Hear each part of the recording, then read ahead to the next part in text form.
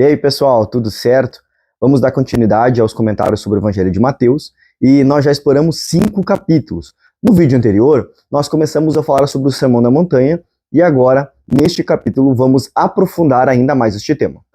Não esqueçam, aqui na descrição eu deixei uma playlist com todos os vídeos de Mateus para que nós possamos ter um entendimento mais completo e seguir a ordem dos versículos de Mateus. Aqui no capítulo 6, Jesus está falando sobre como viver de uma forma verdadeira. Ele diz que não devemos fazer apenas boas ações, só para mostrar aos outros, como dar esmolas ou orar em público. O importante é fazer essas coisas em secreto, pois Jesus se agrada desta forma. Ele também fala sobre acumular tesouros no céu, em vez de se preocupar só com dinheiro e coisas materiais aqui na terra. Também nos lembra de não ficarmos ansiosos com comida ou roupa, porque Deus cuida de nós, assim como cuida das aves e das flores, como mencionado aqui no texto. A mensagem principal é que devemos colocar Deus em primeiro lugar em nossas vidas e confiar que Ele vai cuidar de todo o resto. Vamos para o texto? Mateus 6, verso 1. Tenham cuidado de não praticar suas obras de justiça diante dos outros, para serem vistos por eles. Se fizerem isto, vocês não terão nenhuma recompensa do Pai Celestial. Portanto, quando vocês derem esmola, não anuncie isso com trombetas, como fazem os hipócritas nas sinagogas e nas ruas, a fim de serem honrados pelos outros. Eu lhes garanto que eles já receberam sua plena recompensa. Mas quando você der esmola, que sua mão esquerda não saiba o que está fazendo a direita, de forma que você preste a sua ajuda em segredo, e seu pai, que vê o que é feito em segredo, o recompensará. Vamos falar sobre 3 práticas religiosas que Jesus menciona: dar esmolas, orar e jejuar. No começo do capítulo 6, ele nos alerta: tenham cuidado para não fazerem as suas boas ações para serem vistos pelos outros. A ideia é que nós não devemos ostentar a nossa religiosidade. O importante é que nossas ações reflitam a nossa fé e não busquem apenas aprovações das pessoas. Quando Jesus fala de dar esmola, ele nos ensina que a caridade deve ser feita em segredo, sem precisar de aplausos ou reconhecimento. A generosidade na tradição judaica é uma parte essencial da vida espiritual e se espera que ela seja feita com humildade. Ele usa a imagem de não deixar que a mão esquerda saiba o que a direita está fazendo, o que quer dizer que devemos ser discretos em nossas boas ações. Jesus nos mostra que, em vez de buscarmos recompensa dos homens, devemos nos contentar em agradar a Deus. No judaísmo, as boas obras como oração e jejum eram vistas como fundamentais, mas a intenção era sempre o que importava. Essas práticas não são apenas para mostrar que somos bons, mas devem refletir uma vida verdadeira e dedicada a Deus. Então, o que devemos aprender aqui? O foco deve ser sempre em Deus e fazer o bem sempre sem esperar nada em troca. Verso 5. E quando vocês orarem, não sejam como os hipócritas. Eles gostam de ficar orando em pé nas sinagogas e nas esquinas, a fim de serem vistos pelos outros. Eu lhes asseguro que eles já receberam sua plena recompensa. Mas quando você orar, vá para o seu quarto, feche a porta e ore a seu pai, que está no secreto. Então seu pai, que vê no secreto, o recompensará. E quando orarem, não fiquem sempre repetindo a mesma coisa, como fazem os pagãos. Eles pensam que por muito falarem, serão ouvidos. Não sejam iguais a eles, porque o seu pai sabe do que vocês precisam, antes mesmo de o pedirem. Vocês orem assim: Pai nosso que estás no céu, santificado seja o teu nome, venha o teu reino, seja feita a tua vontade, assim na terra como no céu. Dai-nos hoje o pão nosso de cada dia, perdoa nossas dívidas, assim como perdoamos aos nossos devedores, e não nos deixe cair em tentação, mas livra-nos do mal, porque teu é o reino, o poder e a glória para sempre. Amém. Pois se perdoarem as ofensas uns dos outros, o Pai Celestial também lhes perdoará. Mas se não perdoarem uns aos outros, o Pai Celestial não lhes perdoará as ofensas. Jesus nos ensinou a evitar orações que chamam a atenção, como aquelas feitas em pé, em locais cheios de gente. Isso é um comportamento de hipócritas que buscam ser vistos. O que realmente importa é orar em secreto, um espaço que nos seja especial e significativo. A oração deve ser uma experiência pessoal e íntima, onde podemos nos conectar verdadeiramente com Deus, longe das distrações e das necessidades de aprovação dos outros. Aqui Jesus está ensinando como orar, mas a oração é uma conversa com Deus. não é alguma coisa distante, Deus não está longe, Deus está perto de nós. Então nós estamos orando simplesmente como uma conversa com Deus. Jesus também alertou sobre as repetições inúteis na oração. Às vezes as pessoas ficam repetindo palavras sem parar, achando que assim serão mais ouvidas, mas Deus já sabe do que precisamos antes mesmo de pedirmos. Não precisamos ficar enrolando. A oração do Pai Nosso é um exemplo perfeito de como devemos orar. Simples e direto. Tem só 10 linhas, mas é cheio de significado. Vamos dar uma olhada nela para entendermos? Pai Nosso que estás nos céus. É um reconhecimento de que estamos falando com Deus, nosso Pai, que está no céu e merece respeito. Interessante que é Pai Nosso e não Pai Meu. Isso quer dizer que fazemos parte de algo e não vivemos sozinhos. Santificado seja o teu nome.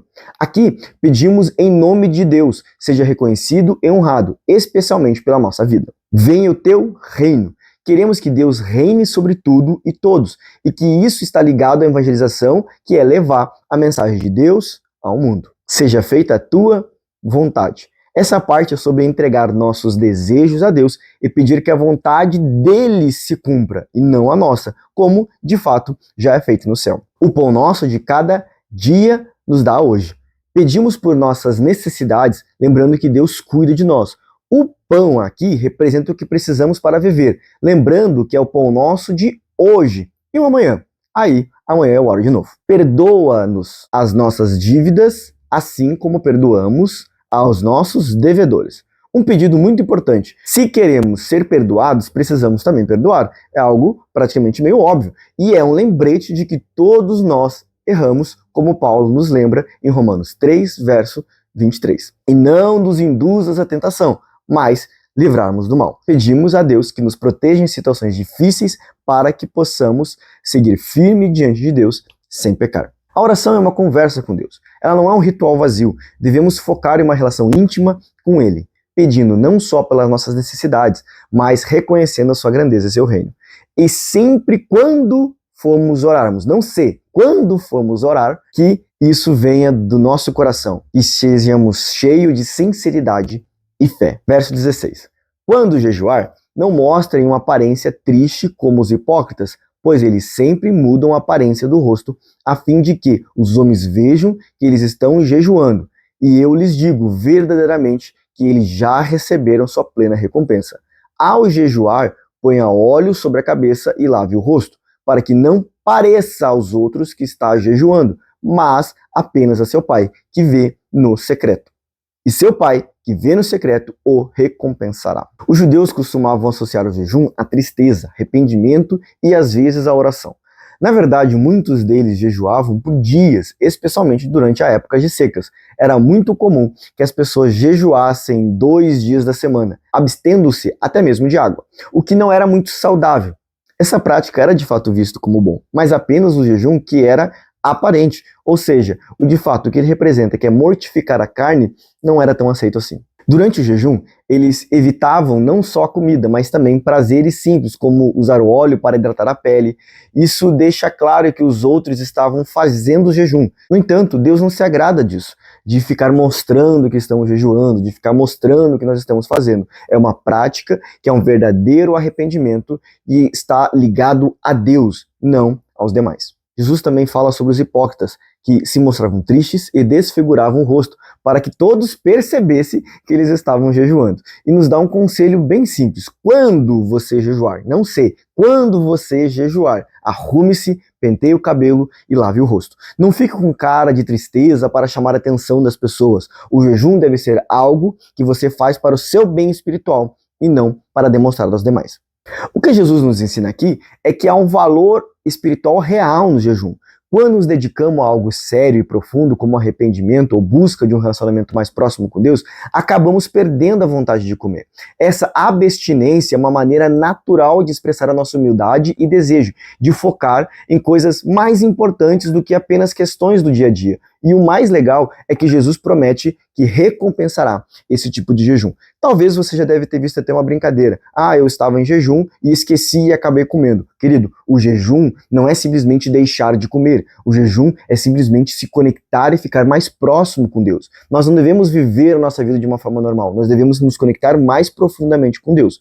Uma outra vez também, já me perguntaram se eu poderia fazer jejum no trabalho, né? E principalmente quem trabalha com público, que acaba sendo muito mais dinâmica a situação. Inclusive, nesses momentos nós devemos fazer jejum, porque nós estamos lidando com as pessoas. E se nós estamos fazendo jejum sem que as pessoas percebam, mas nós estamos conectados com Deus, nós vamos lidar com elas de maneira diferente. Bom, e se enquanto nós estamos fazendo jejum, tentando ficar mais próximo de Deus, nós lidamos com aquelas pessoas de maneira diferente, quer dizer que nossa forma de lidar com os demais no dia a dia também tem que mudar. Nós devemos ser mais, não só de forma religiosa, mas mais devocional e trazer mais Deus para a vida dos demais. Verso 19. Não acumulem para vocês tesouro na terra, onde a traça e a ferrugem destroem, e os ladrões arrombam e furtam. Mas acumulem para vocês tesouros no céu, onde a traça e a ferrugem não destrói, e os ladrões não arrombam nem furtam. Pois onde estiver o tesouro, aí também estará o seu coração. Os olhos são a candeia do corpo, e se seus olhos forem bons, todo o corpo será cheio de luz. Mas se os seus olhos forem maus, todo o seu corpo será cheio de trevas. Portanto, se a luz que está dentro de vocês são trevas, que tremendas trevas são. Ninguém pode servir a dois senhores, pois odiará um e amará o outro, ou se dedicará a um e desprezará o outro. Vocês não podem servir a Deus e ao dinheiro. Jesus nos dá um alerta sobre a loucura de juntar tesouros aqui na terra.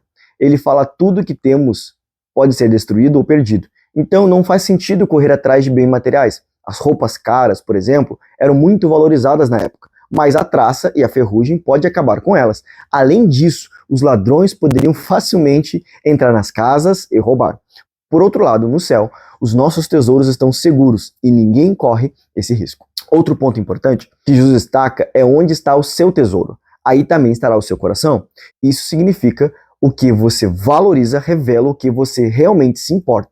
Por isso, quando incentivamos as pessoas a contribuírem para a obra de Deus, estamos ajudando a elas a se conectarem com algo maior. O dinheiro que gastamos pode direcionar o nosso coração. Jesus também fala sobre a importância dos olhos, dizendo que eles são como a luz do nosso corpo.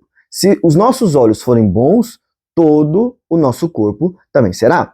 Mas se os nossos olhos forem maus, isso pode deixar o nosso interior em trevas. O que ele quer dizer é que precisamos ter as intenções puras e focadas para manter o nosso coração iluminado pela presença de Deus. Esse tema de luz e trevas aparece muitas vezes na Bíblia. Por último, Jesus deixa claro que nós não devemos servir a dois senhores. Não dá para ficar dividido a nossa lealdade entre Deus e as riquezas. O dinheiro não deve ser o nosso ídolo. As principais lições aqui são sobre a simplicidade, sinceridade e unidade de propósito. Essas virtudes são fundamentais na vida de quem segue a Jesus, e nenhuma habilidade ou conhecimento sofisticado vai recompensar a falta delas. Em vez de correr atrás de bens, devemos focar no que realmente importa e confiar que Deus cuidará de nossas necessidades. Verso 25. Portanto, eu lhes digo, não se preocupe com suas próprias vidas, quanto ao que comer ou beber, nem os seus próprios corpos, quanto ao que vestir. Não é a vida mais importante do que a comida? E o corpo mais importante do que a roupa? Observem as aves do céu, não semeiam, nem colhem, nem armazenam em celeiros. Contudo, o Pai Celestial as alimenta. Não têm vocês muito mais valor do que elas? Quem de vocês, por mais que se preocupem, pode acrescentar uma hora que seja a sua vida? Por que vocês se preocupam com roupas? Vejam como crescem os lírios do campo. Eles não trabalham, nem tecem. Contudo, eu lhes digo que nem Salomão, em todo o seu resplendor, vestiu-se como um deles. Se Deus veste assim a erva do campo, que hoje existe e amanhã é lançada ao fogo, não vestirá muito mais a vocês, homens de pequena fé. Portanto, não se preocupem, dizendo que vamos comer, ou que vamos beber, ou que vamos vestir, pois os pagãos é quem correm atrás dessas coisas, mas o Pai Celestial sabe que vocês precisam delas. Busquem, pois, em primeiro lugar o reino e sua justiça, e todas essas coisas lhes serão acrescentadas. Portanto, não se preocupe com o amanhã, pois o amanhã preocupará consigo mesmo. Basta cada dia o seu próprio mal. Na antiguidade, a maioria das pessoas tinha apenas o básico para viver: comida, roupa e um lugar para ficar. E como a comida dependia muito do clima, era normal se preocupar com isso. Jesus ensina que não devemos ficar ansiosos com comida ou roupas. Ele diz que a vida é mais importante do que isso. Ele usa o exemplo das aves do céu, que não plantam e nem colhem, mas mesmo assim, Deus as alimenta. Se ele cuida dos pássaros, quanto mais não cuidará de nós, que somos seus filhos? E sobre as flores? Jesus pergunta: como crescem os lírios? Essa é uma pergunta retórica. As pessoas daquela época não sabiam como as flores cresciam. E mesmo hoje, apesar de estudos sobre botânica, muitos de nós não conseguimos explicar completamente. Mas isso não significa que os lírios não crescem. Eles florescem, mesmo que as pessoas não saibam como que isso acontece. Da mesma forma, Deus cuida de nós. O fato de, às vezes, nós não vermos o cuidado de Deus não significa que Ele não está cuidando de nós. Ele está sempre agindo, mesmo que nós não possamos perceber. A lição que Jesus nos deixa é que devemos buscar primeiramente o reino dos céus e sua justiça. Isso significa que antes de nos preocuparmos com as nossas necessidades, devemos focar nas coisas de Deus e ajudar outros. Quanto fazer isso, Ele promete que nos dará tudo o que precisamos. Uma observação: muitos falam buscar primeiramente do reino dos céus e tudo lhe será dado. Não é. É essas coisas: comer, beber e vestir. Se nós buscarmos a Deus, Deus cuidará de nós. E por fim, Jesus nos lembra que não adianta ficar ansioso sobre o futuro. Cada dia tem os seus próprios desafios. Então devemos viver um dia de cada vez, confiando que Deus está cuidando de nós. Ao olharmos para Mateus 6, fica claro que Jesus nos convida a uma vida sincera e confiança. Ele nos ensina que, ao fazermos, deve vir do coração, longe da busca por aplausos e reconhecimento. Nossa generosidade, nossas ações, nossas orações e tudo o que fizemos, até mesmo os jejuns, são uma oportunidade de nos conectar verdadeiramente com Deus e não apenas rituais a serem cumpridos. Neste capítulo, Jesus enfatiza sobre a importância de acumular tesouros no céu. Isso nos leva a refletir sobre o que realmente estamos investindo nosso tempo e recurso. Estamos tão focados em bens materiais que acabamos esquecendo do que é eterno? Ao buscar Deus e amar o próximo, acumulamos tesouros que não podem ser roubados ou destruídos. Talvez seja uma boa hora para fazer uma pausa e pensar em como você pode colocar essa mensagem em prática. Refletir como são as suas ações, orações, a sua generosidade, o que realmente importa para você. Além disso, lembre-se que você não precisa se preocupar com pequenas coisas da vida. Deus cuida de nós, de maneira que muitas vezes nem percebemos. Confie nele para suprir as suas necessidades e busque sempre o que realmente importa, o reino e sua justiça. Que possamos viver com os olhos fixos no que é eterno, deixando de lado as distrações desse mundo e confiando plenamente em nosso Deus, que tem cuidado de nós.